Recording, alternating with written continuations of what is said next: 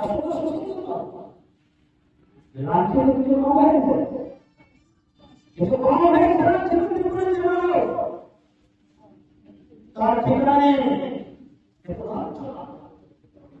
বঞ্চনা করে সমাজের মধ্যে রয়েছে, যত বেশি পারে আর বঞ্চনা করে, আর যত বেশি বঞ্চনা করবে তত বেশি এই রায় ঘন্টা হাতে সুতরাং বঞ্চিত করবো, বঞ্চিত রাখবো, বঞ্চিত তাদের আদর্শের মধ্যে, নীতির মধ্যে তিন নাম ভাগ বঞ্চনা, বঞ্চিত কাদের বঞ্চনা করবো?